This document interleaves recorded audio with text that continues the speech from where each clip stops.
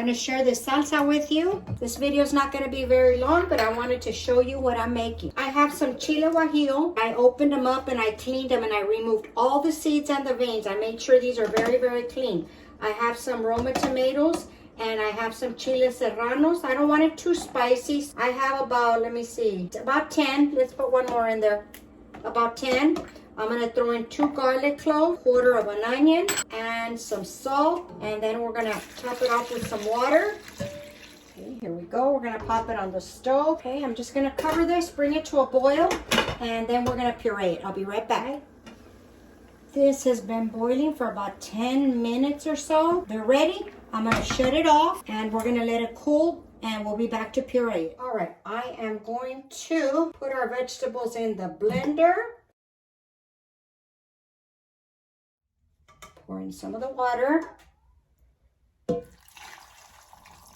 Not a whole bunch.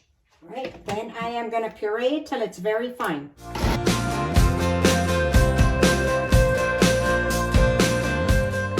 And that's it, you guys. I just pour it into a bowl. And that is our salsa. Look at that. And this is ready to go for tacos, soup, whatever you want to use it for. Delicious. It smells awesome, guys. Here are the taquitos that I'm going to put with some cabbage, tomato, and the salsita on top.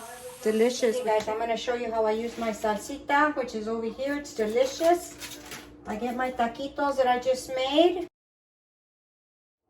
And then I take my cabbage. I have cabbage and lettuce mixture here. And we cover our taquitos, and then some tomatoes, and then some queso fresco. Doesn't that look delicious? And then you put however much salsa you want. Put it that way so you can see. There is dinner with our homemade salsa with chile guajillo. Okay guys, thanks for watching. Don't forget, thumbs up, share with family and friends. Bye. I'll see y'all later.